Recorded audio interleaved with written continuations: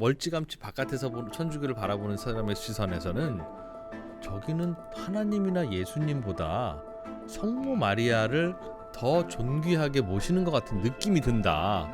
성모님은 사실은 우리가 신앙의 대상으로 삼는 것은 아니고 그냥 공경의 대상이고 기도에 도움을 주시는 분, 함께 기도하는 우리와 같이 그냥 기도해 주시는 분, 이 정도를 사실은 성모님의 위치라고 볼 수 있고, 성모님이란 분은 하느님에게 특별히 봉헌된 분이잖아요. 그러니까 그런 봉헌된 분의 삶을 계속 살다 보면은 나중에 그 어떤 귀결은 우리가 생각하는 방식과는 좀 다르지 않을까. 3프로TV 특별 기획 더 릴리전, 종교 전문가가 이제 돼 가고 있고요. 저희가 저는 이제 점점 영성이 깊어지고 있습니다. 이 시점에서 넘어야 될 큰 산 하나가 다가왔는데요. 어쩌면 천주교에서 가장 불편할 수 있는 질문들이 오늘 아마 나가게 될 것 같습니다. 우리 천주교 그 신자들이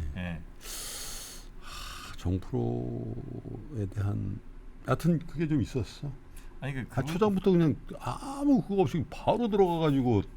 그분들 원래 되게 온화하신 분들인데 그러니까 약간 화들이 좀 났습니다. 그리고 그런 용어는 나를 봐서라도 좀 삼가해 주세요. 기도를 때린다가 뭐야? 그럼 기도를 때리지. 기도를 일단 하고. 하고. 기도를 한 판 때리고. 자, 오늘 저희와 함께 그 불편한 공식적으로 제가 대신 사과드리겠습니다. 천주교 신자 여러분. 죄송합니다. 저희가 앞으로 여러분들이 조금만 더 후원을 해주시고 성원을 해주시면 저희도 열심히 좀 기도 때리고 수익 활동 열심히 해서 좋은 진행자 쓰도록 하겠습니다. 저희가 가난해서 그래요. 사실은 뭐 좋은 진행자 시장에 많은데 그렇죠.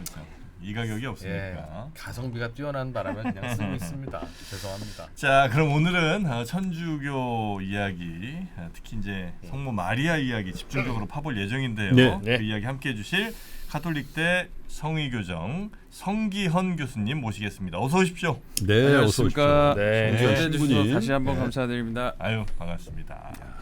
묘한 마성의 매력이 있다는 평가가 있었어요. 우리 성 교수님. 은은하면서도 또 그때 그 원의 비유 그거 기가 막혔죠. 원의 비유가 뭐였죠? 다 까먹었어요. 나는 3번을 들었어요. 까먹으셨네요. 원의 비유 중요한 거예요? 아니 뭐 앞에 뒤에 앞서거니 뒤서거니 그런 거 없다는 거 아니야. 원에 있으면. 이제 그렇죠. 그렇죠, 교회는 그렇죠. 어떤 교회가 사용하고 있는 발전의 엔진은 경쟁, 성장, 돈을 많이 벌고 뭐 효율 이런 거보다는 서로 돕고 부활의 기쁨으로 이렇게 그런 부분을 동력으로 삼아서 나간다. 거기에 나온 얘기였었죠. 뭐 오늘은 마리아니까요. 뭐 지난 얘기 그만하시고요. 먼저 말을 끊으셔가지고. 성모 마리아. 이분은 정말 대단한 분이죠. 대단한 분이시죠. 왜 대단하죠? 왜 대단하신 얘기를 지난 마지막 시간에 하다가 딱 끊겼는데 그렇죠. 우선은 대단하신 분인 이유는 이제 그 근원은 사실 예수님에게 있습니다.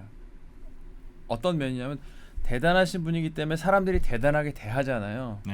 그걸 우리 성모 공경이라고 하고 그 말씀을 약간 바꾸면 왜 그렇게 대단하게 생각해서 공경을 하느냐 이 말씀이라고 생각할 수 있는데 이 성모 공경의 가장 1번 스위치를 누르신 분은 바로 예수님입니다. 그래서 좀 말씀을 드리면은 예수님께서 십자가상에서 돌아가실 무렵에 그러면 이제 그 어머니가 밑에서 다 이렇게 지켜보고 흐느끼고 계실 거 아닙니까? 그때 이제 어머니에게 먼저 말씀하십니다. 그 옆에 제자들이 있을 거 아니에요. 자, 어머니, 성모님, 이 제자들이 이제 당신들의 자식입니다. 이렇게 얘기하시고 그때 이제 성모님께서는 교회 어머니가 되신 거고 그 다음에 제자들에게는 자, 제자야 이제부터 여기 성모님은 너의 어머님이시다. 공경하라. 이렇게 이제 예수님께서 말씀을 하시거든요. 그러니까 그게 이제 결국은 성모님을 공경해야 되는 하나의 가장 중요한 어떤 그 원칙이랄까. 이유는 예수님께서 먼저 말씀해 주신 거. 스위치는 예수님이 눌러 주신 거고. 그러면은 이제 후대에 있는 그 초기 교회 교부들이 다 그걸 받아서 이제 어떤 숙고를 통해서 왜 이래서 성모님을 계속 공경하라고 예수님이 말씀하셨는지를 생각을 하게 되죠. 뭐 하나 정도 말씀드리자면은 뭐 2세기에 굉장히 중요한 교부, 호교론자 신학자가 있었어요. 유스티노라는 분인데 이분이 굉장히 이름도 멋있는 책을 쓰셨습니다. 네. 유대인 트리폰과의 대화. 굉장히 멋있는 네네네. 책을 쓰셨는데 그 안에서 어떻게 얘기를 하셨냐면은 네. 자 아담 하와 최초의 사람들이잖아요. 네. 예, 이 사람들에 의해서 결국은 이 사람들이 한 게 이분들이 하신 게 불순종 혹은 뭐 믿지 않은 것, 게임에 빠진 것 등등이었잖아요. 그래서 세상에 들어온 게 불행이 들어왔다. 가톨릭교회는 이렇게 죄. 믿고 그렇죠. 죄가 들어오고 예. 불행이 들어왔다. 반면 성모님께서는 어떤 천사의 전원이라든지 예수님의 구원 사업에 대한 이야기에 믿음을 통해서 예를 해서 예수님을 통해서 구원받을 수 있는 가장 중요한 주춧돌 혹은 뭐 구원의 문을 여는데 많은 도움을 주셨다. 그러니까 우리는 공경하자. 이런 식으로 예수님에 의해서 시작되고 예수님을 낳기 전에 성모 마리아가 무슨 어떤 그 사건 에피소드가 있었나 봐요. 제가 알기로는 그냥 있었죠. 어느 날 갑자기 네. 그냥 내가 그냥 불러보니 예수님이네. 이제 이런 그건 아니에요? 그건 아니고 그건 조금 이따가 나중에도 예, 계속 예. 말씀을 드릴 거고 그래서 그런 예수님께서 먼저 공경을 하라고 말씀하셨고 그걸 이어서 초대교회 교부들께서 이제 그러면 공경을 해야 되겠구나 하는 어떤 신학적인 받침을 주었고 네. 그래서 공경을 계속 이어가는 건데 사실 거기서 중요한 이야기는 이제 예수님이 그럼 성모님이 어떤 분인가 하는 부분이 사실은 가장 중요하죠. 먼저 네. 하느님의 어머님이시고 예. 하느님을 낳으신 분이고 그리고 교회의 어머니이시고 네. 하느님을 낳았다는 건 예수님이 삼위일체 하느님이니까 예수님을 낳으신 분은 마리아잖아요. 성모님. 예. 그러니까 하느님을 낳으신 분이라는 칭호가 생긴 겁니다. 근데 그 부분도 역시 이게 간단한 칭호 같지만 초기 교회 이단들에 대응하는 여러 가지 깊은 역사들이 있어요. 그래서 그렇게만 먼저 간단히 말씀을 드리고 그래서 예수님을 낳으신 분이고 네. 하느님의 어머니이고 그리고 교회의 어머니이고 그리고 결정적으로 어떤 부분이 있냐면은 예수님이 십자가에서 돌아가실 때 사실은 가장 큰 고통을 겪으셨을 거 아닙니까? 그러겠죠. 근데 그 어머니가 바로 그걸 밑에서 계속 지켜보신 분이잖아요. 그래서 예수님의 고통을 아마 세상에 살고 있는 사람 중에 누가 그럼 가장 고통스럽게 옆에서 보았을까? 그렇죠. 성모님인 거죠. 거기에 대해서 사람들의 마음이 이렇게 싹 쏠려가는 겁니다. 그래서 사실 신앙이라는 말을 라틴어로 하면 끄레데레거든요. 믿는 거. 뭐 끄레도 뭐 자동차도 있고 뭐 그렇잖아요. 그래도 그렇죠. 끄레도스 뭐 기술가 이런 거. 판매에서 저 IMF 전에 그렇죠. 그래서 기아 700만 정확히 원. 기억하시네요. 되게 안 팔렸어. 그쵸. 그게 안 팔렸나요? 포지셔닝이 정말 안 애매해 이게. 약간 소나타급 아니에요? 소나타급이라고 했는데 조금 떨어졌지. 높고. 근데 이름은 하여간 그렇게 균일가 판매에서 탁월한 700만 원. 이름을 갖고 끄레도스. 예, 그래서 그 끄레데레인데 끄레가 상징하는 게 심장이라는 뜻이에요. 근데 그래서 그거는 예를 들어 혼다 자동차 얘기로 자꾸 말씀을 드리게 되는데 자동차 혼다 어코드 예. 네. ACCORD 있잖아요. 이 네. 어코드가 동의한다는 뜻이거든요. 네. 동의한다는 거는 내가 마음을 주고 심장을 좀 이렇게 갖다 줘서 이렇게 일치를 한다는 얘기잖아요. 그러니까 그 혼다 어코드에 나와 있는 그 ACCORD가 사실은 그 아까 얘기한 끄레도의 네. 끄레데레의 CR이랑 연결된 거예요. 그래서 이 CR이는 심장과 관계된 단어고 끄레데레에서 데레는 다레라는 건데 주다는 이야기거든요. 그러니까 심장을 주는 게 사실은 신앙인 겁니다. 근데 심장을 주는 신앙의 대상은 하느님이고 그렇지만 인간이 그렇게 고통을 받으신 어머니에 대한 그 마음, 감정이 등으로 인해서 우리의 심장이 쏠리는 것까지 막을 수는 사실 없는 거죠. 이런 여러 가지 이유로 네. 성모님을 공경하게 되고 네. 성모님을 대단하게 여기는 신학 전통, 알겠습니다. 현실의 전통 예식이 쫙 네. 이어져 왔다. 핵심은 네. 예수님을 낳으신 거, 그 다음에 예수님이 이분은 성모시다. 너희가 공경하라라고 예수님의 말이 있었던 거. 두 개가 핵심인 것 같은데요. 아우구스티누스라고 4세기에 신국론을 쓰신 초기 교회의 유명한 교부께서 예. 성모님은 예수님의 어머니이자 예수님의 제자이다 이렇게 얘기를 하셨어요. 그건 무슨 왜요? 얘기냐면은 그만큼 예수님의 말씀을 잘 따라 살은 신앙인이다. 이런 의미입니다. 인간으로서도 충분히 그렇죠. 완전 그러니까 탁월한 무결에 신앙을 가까웠다. 갖고 있으니까 공경하는 겁니다. 근데 성경 이렇게 제가 다 탐독하진 않았는데 네. 그렇게 뭐 모자지간이 정이 막 애틋한 쌓이고 것 막 같지는 막 않았어. 애틋하고 막 엄마 아들아 막 이런 거 없었잖아요. 그 일단 성서에 나와 있는 성모님에 대한 이야기는 어떤 뭐 그분의 일상적인 관찰 카메라를 통해서 본 모습이라든지 네. 전기적 정보 뭐 이런 거를 사실은 주려고 했던 것이 성서의 목적은 아니고 여러 가지 전체적으로 봤을 때 성모님이 하느님에 대한 대단한 믿음을 갖고 있었다. 이거는 이제 우리가 확인할 수 있는 거고 그 모자 관계가 과연 우리가 생각하는 얼마나 살갑고 이런 관계인 건 사실은 확인할 수 없었지만 그것이 성모님이 예수님을 멀리했다든지 차갑게 대했다든지 혹은 그 반대였다든지 거꾸로. 네. 이걸 말하는 건 사실은 아닌 거죠. 성모 마리아는 예수님을 잉태하기 위해서 수많은 그 시대에 이 땅에 살고 있던 가임기 여성들 중에 네. 매우 엄격하고 치열한 경쟁을 뚫고 선발된 분입니까? 그게 굉장히 중요한 질문을 좀 이프로님께서 해주셨는데 네. 원래 성모님이라는 게 아까 말씀드린 대로 그냥 하느님께서 음. 이렇게 보고 여기 수많은 진짜 그야말로 여성 중에 한 명을 뽑아야 되겠다 해서 이렇게 해가지고 랜덤으로 하나 뽑은 게 이게 아니고 예. 이사야서에 보면은 이사야서 7장에 예언이 나오거든요. 네. 나중에 여인이 잉태해서 아들을 낳을 것인데 그 이름을 임마누엘이라고 부르리라. 이 구절을 가톨릭은 이미 이사야 예언자 시대에 성모님이란 분, 그러니까 성모님이란 분은 족보가 딱 있는 그분이거든요. 안나 성인과 요아킴의 딸 그 성모님을 이미 예전부터 점지를 했구나. 뭐 점지는 굉장히 우리나라적인 한국식 표현이지만 그런 예언이 있었다는 거죠. 그렇죠. 나중에 예수가 태어날 때 네, 어떤 여인의 뱃속에서 태어날 텐데 그 여인은 이미 오래전에 정해진 사람이었던 거죠. 그러니까 랜덤하게 아무나 이렇게 딱 뽑은 게 아니다. 아니 그 예수님의 외가가 뭐 유명한 분들이에요? 뭐 어머니는 안나시고 아버지는 요아킴이신데 전승에 따르면은 성모님의 그 가계도 예. 패밀리도 다윗 왕의 가문과 연관이 있다. 뭐 이 정도는 전승으로 사실은 전해져 있긴 해요. 그거는 뭐랄까 이 예수님의 어떤 그 존귀함을 좀 강조하기 위해서 후에 좀 이렇게 좀 덧붙인 거는 아니 왜냐면 저는 개인적으로는 예수님이 오히려 막 그렇게 훌륭한 집안에서 태어나지 않으신 게 난 더 사실 마음이 편하거든요. 예, 그래서 정말 그냥 우리와 같은 사람들 사이에서 태어나셔서 그 예수님이 이렇게 되신 거가 난 너무 그게 참 감동적인 건데 어떻게든 이 사람의 탄생을 특별하게 만들기 위해서 그 후세들이 그래서 점점 하나 붙이고 뭐 이 집안도 사실은 알고 보니 뭐 다윗의 뭐 이쪽이고 뭐 아버지 쪽도 알고 보니 뭐 이렇게 자꾸 있는 것 자체가 그러니까 과거의 어떤 그 혈통 중심에 이걸 굉장히 너무 강조하다가 여기까지 온 거 아닌가. 그런 과도한 생각을 덧칠이 있었던 거 하실 수 아닐까? 있구나. 네네네. 예. 네.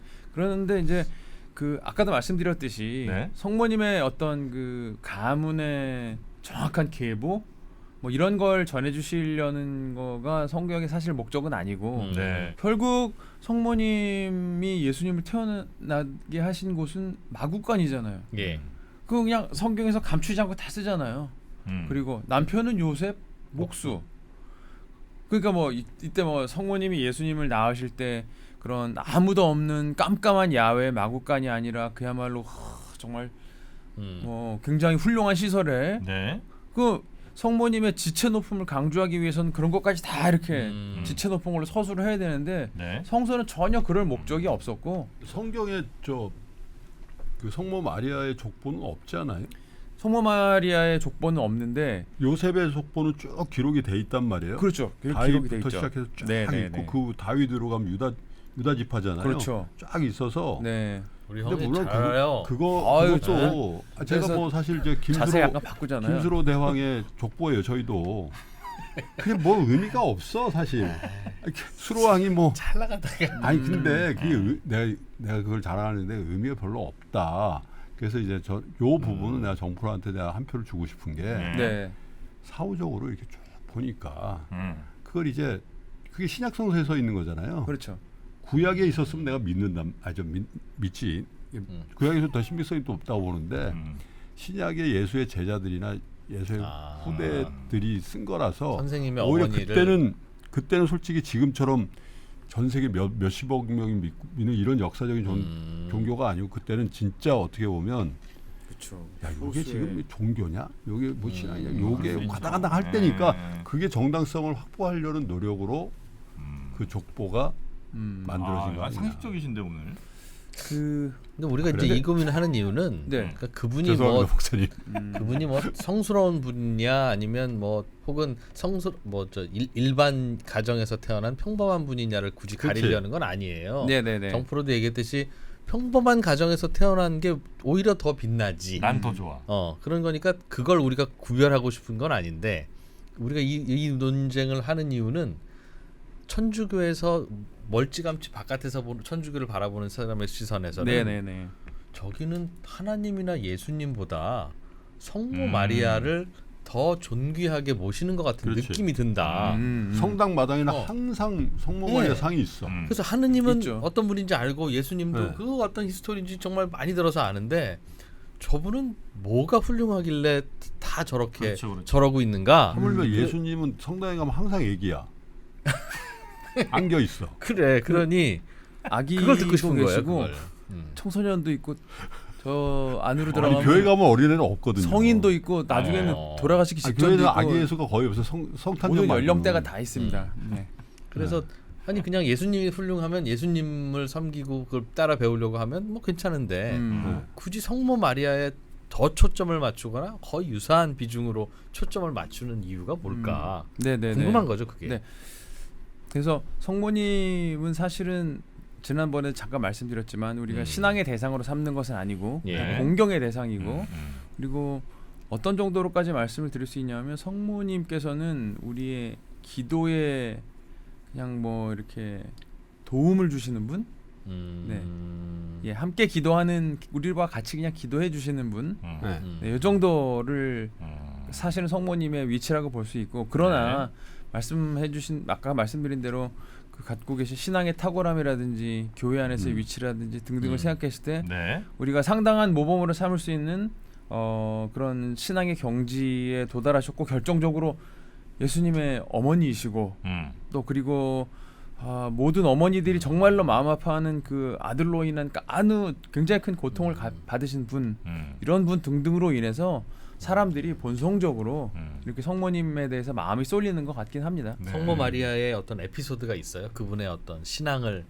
야 저분은 저 자체로도 굉장히 훌륭한 신앙인이구나라고 성경은 사실은 그 전기적인 정보를 써주진 않지만 성모님의 신앙과 관련된 일화들은 굉장히 많이 있습니다. 예를 들자면 뭐 그 가브리엘 천사가 결혼하기 이전에 마리아에게 오셔가지고 자 이제 은총을 굉장히 가득히 받은 마리아야. Are you ready? Are you ready를 하기 전에 이제 네. 좀 설명을 좀 이렇게 들어가죠. 천사가 설명해줘요. 설명하는데 은총을 가득히 받았다. 이 굉장히 사실 큰 중요한 얘기고 그래서 웬일이십니까? 사실은 이제 내가 이제 잉태해서 아들을 낳을 터인데 그 잉태는 성령에 의한 잉태고 그 아들의 이름을 예수라 하여라. 근데 그때 여기서 사실은 이제 하느님이 말씀하시는 모든 것에 대해 인간은 노를 할 수 있어요. 왜냐하면 자유의지를 갖고 있고 자유로운 선택을 할 수 있고 거기에 따라 행동에 책임을 지면 되니까 상대가 위태위태한 순간이죠. 그때 만약에 성모님이 싫은데요. 내지는 이렇으면은 지금 예수님이 못 태어난 제가 여기 거예요? 안 나왔고 딴 얘기 하시고 계실지도 모르고 그러나 그때 네. 아주 본질적인 신앙으로 이해를 해서 그 뜻대로 이루어지게 해달라. 피아트 볼룬타스 뚜아 이렇게 해가지고 그걸 받아들인 부분이 사실은 아까 말씀하신 성모님의 그 탁월한 어떤 신앙의 네. 가장 극단적인 이해라고 네. 볼 수 있습니다. 혹시 그 예수님 낳으실 때가 성모 마리아가 대략 몇 살쯤이신지는 혹시 알려졌나요? 아니면 그건 모르나요? 그건 약간 전기적인 게 있지 않기 때문에 알 수 정확한 없고. 건 사실 알 수는 10대 없습니다. 후반, 20대 초반이겠지. 뭐 그 그러겠죠. 정도 되지 10대 않을까요? 후반, 그럼 이제 10대 후반으로 봐야 돼. 네네네. 네. 배우게. 그럼 요셉과 약혼을 하셨고 정혼 그렇죠. 정혼을 하셨고 그다음에 그 상태에서 잉태를 하셨고 성령에 의해서 그다음에 결혼한 다음에 출산이에요? 그렇죠. 그렇지. 아유 김프로님께서 정확히 말씀을 그러니까 해주셨고 이게 지금 아까 저 라틴어를 말씀하셨는데 그 굉장한 결심이 필요한 거예요. 왜냐면 내가 날 잡아놨어. 정혼해가지고 10월 28일 결혼해. 예. 근데 내가 9월 초에 가브리엘이 선사가 야 너 임신할 거고 내가 이거는 너 남녀간의 관계에서 이게 요셉하고는 아니라 관계 없는 애야. 관계없고 너 그냥 요번에 임신한다. 그럼 자기 결혼하면은 그때 관습으로는 돌 맞아 죽는 거야. 그렇지. 그렇죠. 요셉이 고발하겠지. 얘는 사기 결혼이네? 이렇게 되는 순간 얘 돌 맞아 죽는 거란 말이야. 그걸 받아들였다는 거잖아. 아니, 그렇죠. 그럼 왜 그거를 굳이 그분께 아니 뭐 저 결혼 안 하신 분들도 많으실 텐데. 그분도 결혼 안 한. 근데 이미 성모님은 그 전에 이미 점지되신 분이고. 점지되신 분이다. 네. 그렇죠. 그럼 그러니까 결혼 다른 분에게 가서 그렇게 할 수는 이미 없는 건데 네. 가서 하셨고, 그렇죠. 거기는 분명히 성모님이 노후를 할 수 있는 자유의지를 갖고 계셨었다. 결혼한 상태는 아니고 정혼한 상태. 여기에 대해서 요셉은 불만이 없었고요. 불만이 없었죠. 그래서 요셉도 나름 꽤 큰 희생이면 희생, 의미면 의미일 것 같은데요. 그렇죠. 그래서 요셉은 나는 요셉을 더 공경해야 될 것 그래. 같은데 그래서 그걸 받아들인 거잖아. 그거 받아들이기가 더 어렵습니다, 사실 인간으로서는. 그렇겠죠.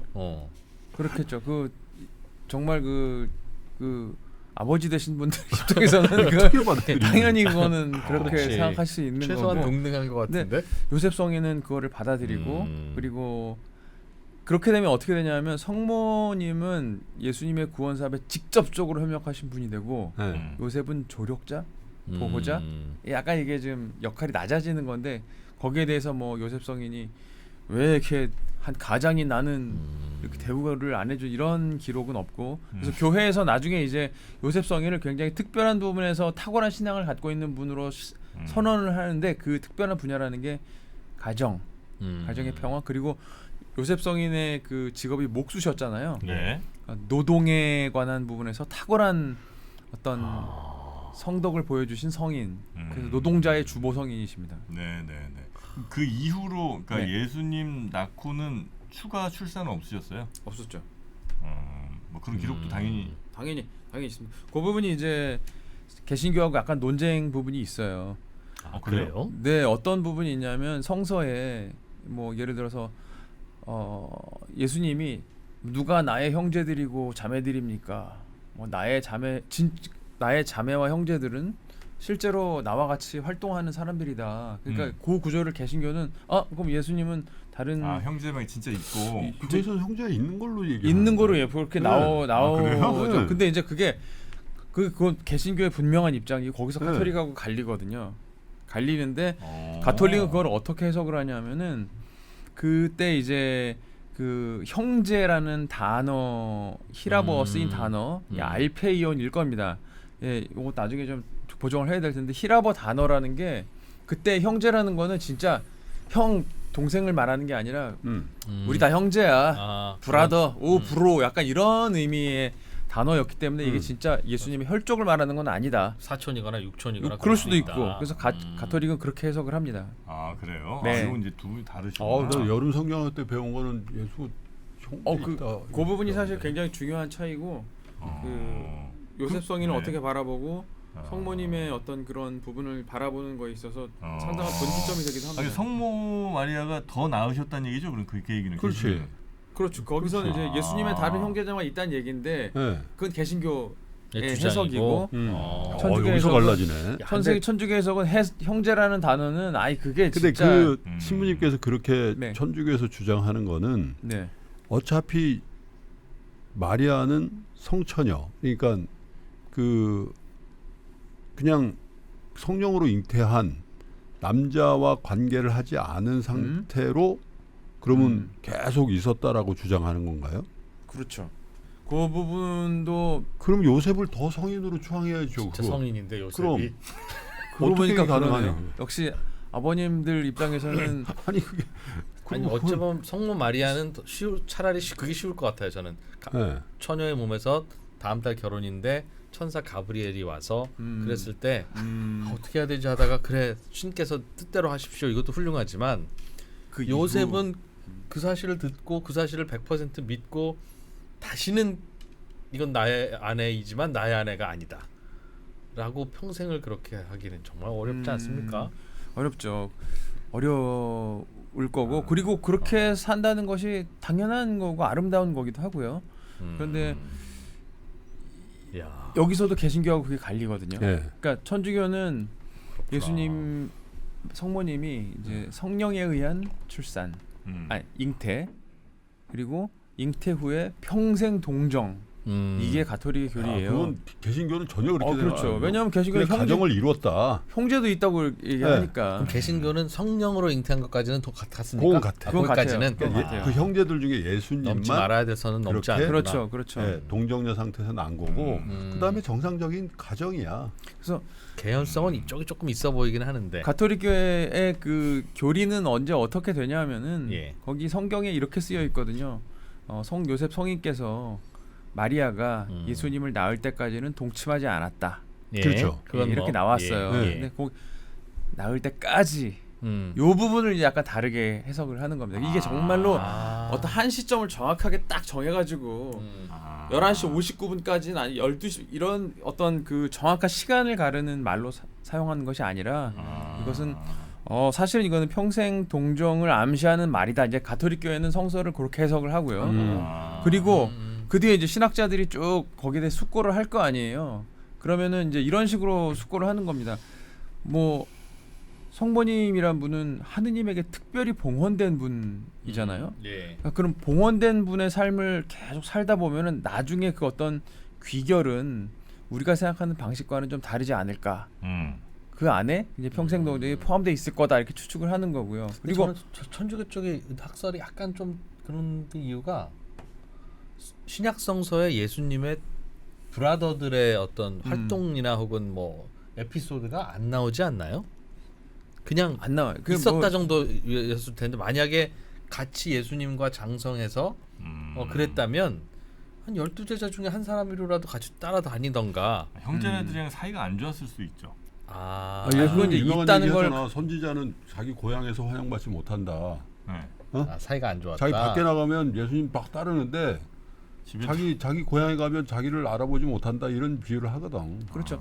성서를 해석하는 중요한 원칙 중에 하나가 단일성인데 그건 뭐냐면은 성서는 오직 뭐 모세 얘기도 나오고 구약 성서 얘기도 나오고 다 나오지만 단 하나의 책이다. 이게 이제 그 아우구스티누스 성인의 말씀인데 단 하나의 책이라는 거는 성서는 예수님에 관한 책이고 사실은 예수님에 관한 것을 여러 가지를 이해하는 거가 가장 중요하니까 그 예수님의 어떤 그 가정에 있어서 여러 가지 일들을 파악하는 거는 그렇게 중요하지 않다 이렇게 보는 뭐 걸 그럴 수도 수도 있고 있겠네요. 평생 동정과 관련해서 13세기 이제 우리 세계사 시간에 많이 하는 토마스 아퀴나스 네. 그 성인께서는 성모님의 몸이라는 거는 어떤 예수님의 출산을 위해서 사용된 몸이다. 예. 매우 이미 특별한 방식으로 사용이 됐다. 음. 그런 분의 앞으로의 그 몸과 관련된 어떤 일생의 궤적이라는 게 굉장히 특별한 궤적을 그리지 않겠느냐. 이런 식으로 좀 굉장히 은유적이고 시적으로 이렇게 표현할 표현을 수 합니다. 있겠네요. 예, 그래서 이런 점을 종합해서 가톨릭은 성모님께서는 평생 동정이시다 이렇게 이야기를 하고 네. 개신교 교회는 아까 말씀하신 그런 걸 근거로 해서 이건 형제가 있기 때문에 아닐 것 그렇게까지는 같다. 아닐 이렇게 것 해서 같다. 그 부분은 의견의 일치가 사실은 없습니다. 근데 이제 천주교의 그 교리가 맞다면 네. 네, 우리가 성가정이라 그러잖아요. 네, 성가정이 뭐예요? 그러니까 예수님의 가정. 네, 네. 그러니까 마리아가 부인이고 네, 네. 요셉이 가장인 그 가정을 이뤄서 이게 어떻게 보면 굉장히 성스러운 패밀리다. 성가정. 그래서 뭐 성가정 병원도 있고 막 그렇단 말이야. 그러면 이게 굉장히 왜곡된 가정 아니냐.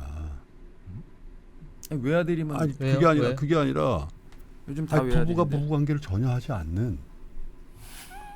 아니 정상적인 가정이라는 거는 하나님의 섭리가 남녀가 만나서 가정을 이루고 교합해서 교합도 하고 거기서 또 자녀가 나오고 많이 번성하고 자녀가 많든 적든 간에 그런 게 천지창조의 우주의 원리잖아요. 그래야지 거기서 생명 연장이 되고 쭉 후대가 이루어지는데 성령으로 잉태해서 아들 하나 낳았어.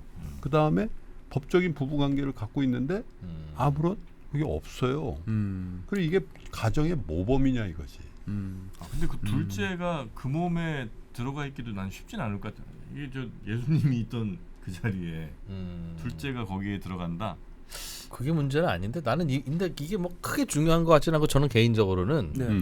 진짜 형제가 없었을 수도 있고 근데 관계를 하지 않았으니까 없다가 아니라 관계를 했지만 또 없었을 수도 있잖아요. 뭐 그렇죠. 그러니까 또 아예 정말 관계를 안 했을 수도 있고, 근데 그거는 뭐 사실관계는 궁금하기는 한데 그게 뭐 크게 중요한 건 아니지만 다만 그 당시에는 특별한 어떤 그런 증거가 있은 건 아니지만 그냥 한 번도 그 이후에는 동침을 안 하신 분이다라고 뭔가 이렇게 홀리하게 섬기고 싶어 했던 당시에 그 초기에 그러실 수 기독 종교 지도자들의 네네. 마음은 이해는 됩니다. 음. 이해는 되고 그래서 뭐 그게 뭐 사실이 뭔지는 뭐 그렇지 않겠나 싶어요. 그런데 그걸 프로님께서- 받아들이고 믿는 것이 이제 천주교인 거죠. 그렇죠. 근데 김프로님께서 사실 예리한 지적을 해주셨어요. 그러니까 이제 정말 성가정이라면 이렇게 어떤 남들과 비슷한 방식으로 이렇게 어머니 아버지 또 출산도 하고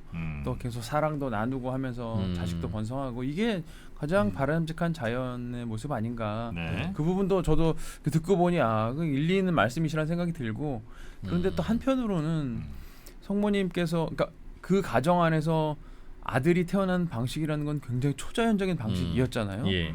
근데 그 이후에 살아가는 방식을 보면 그냥 평범해요. 그냥 네. 아버지는 목수일하고 어머니는 예수님의 유년기에는 애가 없어져서 막 찾으러 다니시고 그러니까 오히려 그렇게 특별한 기원을 갖고 있지만 가장 평범한 삶을 살고 있는 그 모습 자체가 오히려 더 야 이거는 좀 특별하구나. 그렇죠. 그게 뭐 그랬겠구나. 특히 뭐 그럴 수도 있잖아요. 예를 들어서 야, 그럼 예수님 막 찾으러 다녀야만 어린 예수 말 안 듣고 막 그러니까 예를 들자면 그렇게 이런 경우가 있어요. 어. 성모님 예수님을 데리고 어디 가서 네.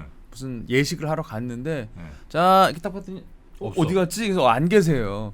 그러니까 나중에 막 찾다 보니까 뭐 이제 회당에 들어가서 성전에 율법 있는 학자들과 이제 싹 어린 나이 토론을 하고 계신 예. 아 그래요. 아 그렇죠. 그건 당연히 그건 예수님이시니까. 그래서 그때 이제 성모님 꾸짖고 야 너 야가 아니죠. 네, 지금 우리가 널 얼마나 찾았는데 지금 왜 뭐 하고 있는 거야. 그래서 그러니까 예수님 또 한마디 또 이렇게 하시죠. 아니 내가 지금 하느님의 아들인데 여기 있다는 걸 모르셨단 말씀입니까? 뭐 이렇게 말씀하시지만 어릴 때도 그렇게 예수님 얘기를 하세요? 자의식이 있었어요. 예, 알려줬나 예수님은 보다. 너는 하나님의 그러니까 제 얘기가 아들이야. 성경에 이렇게 써 있어요. 이건 김프로님께서도 그렇죠. 네 많이 아니, 어렸을 때 이름은 뭐였어요? 예수. 어릴 때도 예수였어요. 예. 아. 예수인데 이제 그런 식으로 비범한 탄생, 비범한 생활의 과정에도 불구하고 어쨌든 엄마 있고 아빠 있고 아버지는 노동으로 일을 하고 살고 이거 자체가 어떻게 보면은 어떤 특별함 가운데 굉장히 평범한 거 이게 더 아니, 그래서 레벨이 제가 높은 거 말씀드린 아닐까요? 게 요셉이 목수잖아요. 네네. 이집 저 집 지금 뭐 목수가 자기 작업실 있고 그런 게 아니야. 옛날에 집 지어달라 그러면 이제 출장 간다고. 뭐 그렇겠죠. 그렇지. 그 예수 데리고 다녔어. 야 가방 들고 따라와. 어. 예수님이 조수 역할을 하는데 목수 아들이니까 당연히. 성경 있는 얘기예요? 아 당연하지. 그 얘기는 그러니까 조수 역할을 이렇게 가방 들고 따라다니고 아니 이런 내가 이제 얘기는 어떤 목사님의 설교를 들은 거지. 그러면 성경에는 무슨 목공소 이런 제도가 없었다는 거예요 그때는. 그렇죠. 맞아. 누가 떠돌이 이제 공사 누가 업자, 보면 이제 업자. 뭐 집을 증축해야 되는데 이 동네는 누구야? 그러면 요셉이구나. 그럼 불러 그러면 현장 집을 가서 혼자 이제. 지었을 리는 없으니까 네, 몇 명. 장성한 아들이 왜냐면 30세 전까지 목수를 했다니까 예. 공생애 전까지. 예. 그러니까 당연히 집에서 계속 일 도와야지. 밥만 축내고 있지는 않았을 거고 예. 도우러 갔을 거라는 거지. 그러니까 이게 정상적인 과정에서 아버지를 돕고 또 어렸을 때는 길을 잃은 거를 잡으러도 다니고 뭐 이런 아주 예, 뭐, 평범성. 그렇죠. 그런데 그 부부는 잠자리 안 해. 이건 아, 우리 좀 잠자리 이렇게 근데 매달릴 뭐 수 그게 있고. 중요 아주 중요한 것 같지는 않습니다. 궁금하긴 굉장히 되게 중요한 궁금한데 네. 다만 약간 그래요. 뭐 살짝 실망스럽다까지는 아니지만 당시에는 뭐 사람들은 그랬겠지.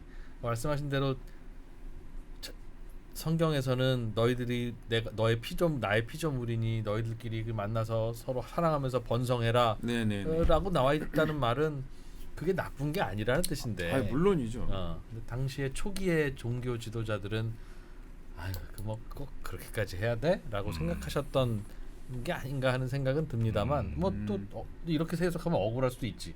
아니 우리도 그렇게 생각을 하는데 진짜 이러셨다니까? 뭐 그럴 수도 있고요. 그래서 특별히 봉헌된 삶을 사신 분이니까 네. 그래서 그런 더 궤적을 공경한다. 가졌을 거다. 아. 초기 교회에서도 네. 예수님이 돌아가시고 난 후에 뭐 몇십 년 후에 아주 초기에서도 성모 마리아가 그렇게 그 저 성전의 중심. 뭐 공격을 많이 이었습니까? 받는. 네, 성전의 중심. 그러니까 예, 어떤 지금처럼. 공경의 대상. 예, 성당 어. 가면 성모 마리아 상이 먼저 보이고. 그렇지는 않았어요. 그렇지 이렇게 그 외적인 예식으로 표현된 거는 약간 후대에 언제부터예요? 그게 대충. 그거는 주로 왜 바뀌었을까? 뭐 좀 차근차근 말씀을 드리면은 네네. 초세기에는 예. 그래서 아까 말씀드린 대로 예수님이 버튼을 누르셨고 딱 이제 공경해라 팍 눌렀고 그 회로에 속해 있는 이제 다른 후대 교부들은 신호가 왔잖아요. 그러면 이제 얘기를 하겠죠. 그때 이제 아까 제가 유대인 트리폰과의 대화 예, 예. 말씀하셨잖아요. 그래서 이제 거기서 아담과 하와와 다르게 성모님에 의해서 굉장히 커다란 하나의 구원의 문이 열렸고 뭐 이게 이제 성모님을 공경해야 되는 이유의 시작 혹은 뭐 신학적인 근거 이런 거는 이제 예수님으로부터 시작해서 초대교회에 이미 거의 기틀이 갖춰져 있었고요. 그것이 이건 이제 종교라는 게 혹시 그런 어떤 교의도 있어야 되고 사회적인 표상 단체도 있어야 되고 예식도 있어야 되잖아요. 예. 근데 이게 단체도 나타나고 예식도 나타나고 이거는 좀 후대의 일입니다. 한 7세기 그래서 4세기 정도부터 성모상도 좀 나타나고 나타나기 시작하고. 네 그리고 8, 9, 10세기에 뭐 이제 예를 들자면 저희 옛날에 그 세계사 시간에 배울 때 그 샤를르 마뉴라고 아하. 그 나오잖아요. 샤를르 네. 마뉴 그 프랑스 나중에 이제 결국은 뭐 독일, 프랑스, 이탈리로 분열되긴 했지만 그 카롤린거 왕조라고 하는 예. 그 샤를르 마뉴 대제. 대제 그 예. 8, 90세기 정도에 이르러서는 이미 성모님에 대한 공경의 예식 그리고 성모상 이런 것들이 이제 생겼는데 네. 이게 갑자기 그 세계에 갑자기 없다가 그냥 확 이렇게 생긴 게 아니라 이제 계속 조금씩 이어지고. 생기다가 네. 이렇게 해서 결국은 그것이 그때 좀 개화를 한 거고요. 그 이후에는 상당히 중요한 현상인데 어디로 가는지 혹시 아세요? 그러니까 성모 공경의 어떤 그 큰 흐름이나 이런 게 어디로 갔다고요? 그러니까 카롤린거 왕조니까 유럽일 거 아니에요. 예. 그럼 그쪽에서 좀 사람들이 많이 그쪽에서 성공도 터져서. 하고 그 남미로 갔죠. 그렇죠. 정확히 포르투갈. 부에노스아이레스 가면 이런 거 있잖아. 아니 그 부에노스아이레스는 아, 그게 부에노스아이레스 리오데자네이로예요. 리오데자네이로. 그래서 그거는 성모가 아니잖아. 예수님이죠, 예수님. 예수님이야? 라틴 아메리카로 갔어요. 멕시코. 네. 가봐서 그렇지. 근데 왜 그게 라틴 아메리카로 갔나? 네. 이거를 좀 생각을 해보면 그쪽이 성모가 세. 그죠. 네. 거기 혹시 다녀보신 적 있으신가요? 거기 막 그 피 흘리는 성모도 거기서 자주 나와요. 예, 눈에서 사람하고 피나는 피눈물, 네. 피눈물. 그리고 멕시코 시티에 있는 벼룩시장에 가보면 진짜 막 성모상들이 막 맞아.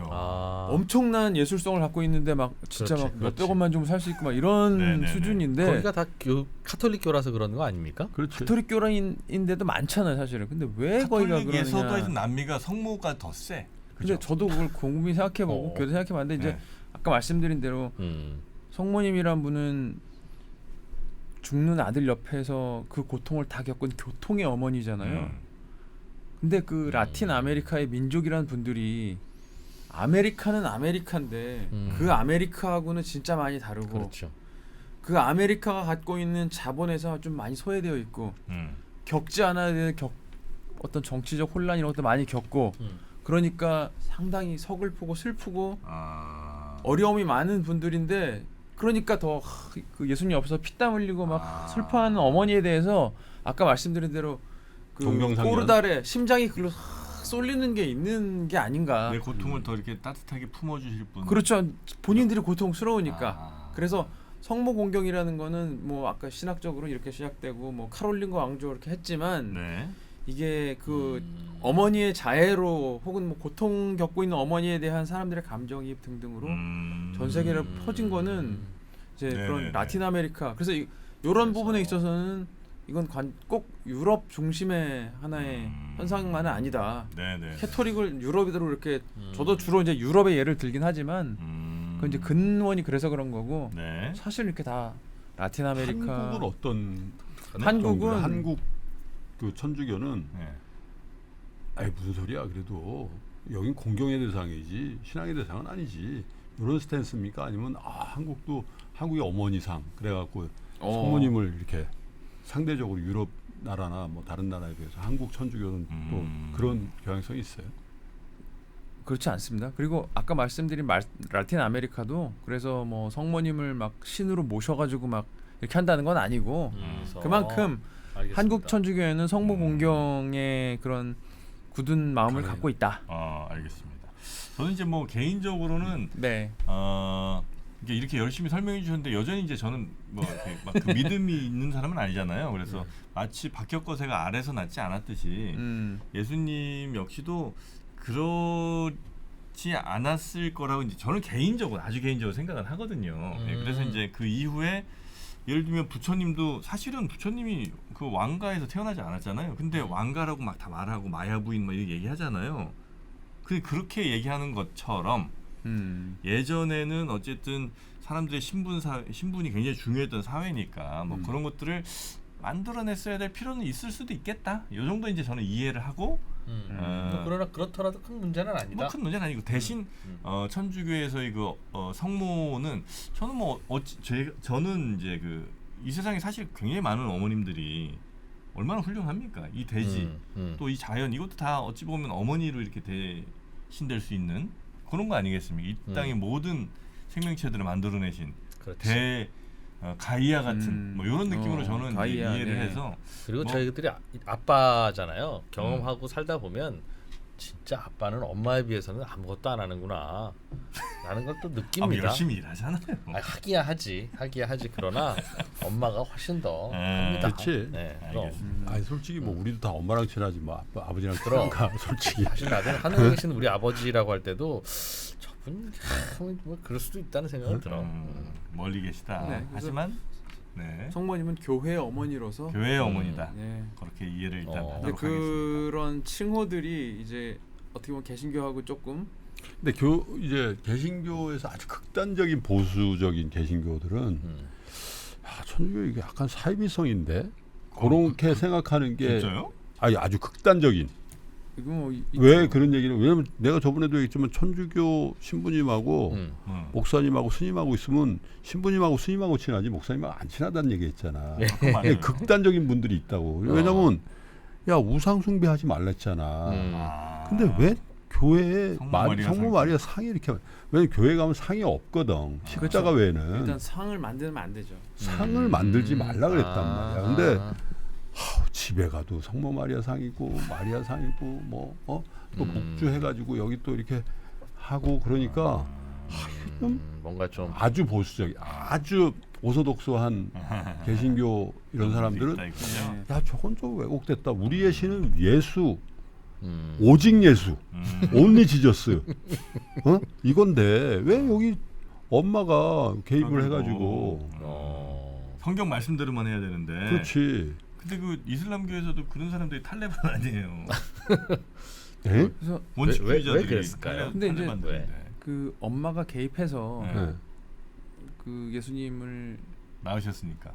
도와주시는 거 조력자 뭐 그러니까 조력자. 예 기도의 동반자 예 조력자도 사실 굉장히 큰 중재자 이러면 진짜 그건 하느님과 예수님의 중재자니까 그건 너무 높은 그렇죠. 그러니까 이거 조력자나 기도의 도움을 주시는 분들인데 사실 뭐 이러지 않을까요? 그러니까 굳이 비유를 들자면 뭐 예를 들어서 예수님이 태양이시고 네. 예?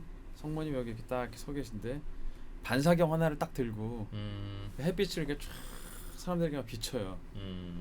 예수님의 빛을 비치는 거죠. 이 빛은 어디서 오나요? 예수님부터 오잖아요. 근데 그 빛을 받는 사람이 약간 상식을 갖고 있으면은 야 저 빛 밝구나. 그러면은 저 반사경으로 저 빛을 비춰주는 저 사람 정말 대단하다. 그럴 수 있을 따라서 것 같아요. 이만큼의 빛을 내지 못하는 저 태양은 저거 별거 아닌데 이렇게 생각하지는 않잖아요. 아, 그럼요. 않잖아요. 그럼. 그 빛을 받으면서 결국은 이 빛 대단하다 반사경의 빛. 그런데 이 반사경의 이 밝은 빛을 갖도록 한 근원은 뭔가 태양이다. 그러니까 결국 가톨릭에서 성모님을 공경하는 기본 하나의 논리 중에 하나는 성모님을 높이면 높일수록 예수님이 낮아지는 게 아니라 높아진다. 무한한 분이라는 아. 게 성모님을 높이면 높일수록 예수님도 높아진다. 이게 이제 가톨릭의 하나의 기본적인 하나의 전제라고 볼 수 있고요. 네, 네, 네. 그렇습니다. 네. 알겠습니다. 자, 것 오늘 같아요. 저희가 이제 성모 마리아에 관한 이제 이야기를 좀 여쭤봤는데 네. 뭐 여러분 들으시긴 또 어떠셨는지 음. 그 이야기는 또 댓글로 많이 좀 남겨주시고 예, 또 우리 신부님과 함께 다음 시간 주제도 매우 좀 흥미롭거든요. 아 뭐예요 다음 시간? 천국, 지옥, 연옥 뭐 이런 거 있잖아. 아 연옥이 있지 여기. 예, 연옥이 또 있어. 예, 그래서 그 연옥 얘기를 연옥이 중간 단계가 있지 중간 단계가. 예, 약간 정거장 같이 들르는데 여기 다 얘기하면 안 되니까 얘 좀. 예, 그거는 네. 잠시 후 저희가 다음 시간에 또 선기현 교수님과 함께 이야기 나누도록 하겠습니다. 네. 자 오늘 성모 마리아와 관련된 저희들의 또 조금은 예의 없는 질문 있었더라도 아이. 널리 양해해 주시고 아베 마리아 그 노래 있어요? 그게 성모 마리아예요. 성모 마리아. 아, 기뻐 하소서 마리아. 예. 예, 아니 아베가 유행가도 그런 뜻이에요? 유행가도 있어. 이동원 씨가 부른. 하여튼 오늘 함께 해주셔서 대단히 고맙습니다. 감사합니다. 무려 6천 명이 넘는 어른들이 모여 세상의 변화를 읽으며 기회를 모색했던 그곳 위즈덤 칼리지가 교보문고와 함께 돌아왔습니다. 70여 시간의 커리큘럼, 대한민국 최고의 전문가 16명이 함께합니다. 투자와 경제, 임형록, 정채진, 조영무, 박석중, 국제, 강성용, 최준영, 신은철, 심리, 김경일, 서은국, 예술, 전원경, 테크, 권석준, 도시, 김시덕, 과학, 김범준, 창의, 최인아, 여기에 월가의 전문가, 펀드 스트렛 창업자 톰 리, 그리고 스노우폭스 그룹 창업자 김승호 회장과 함께하는 스페셜 세션까지 최저 수강료 그리고 최대 혜택의 시기 얼리버드 마감 전 지금 수강 신청하십시오. 영상 아래 링크를 클릭하시면 자세한 내용을 확인하실 수 있습니다.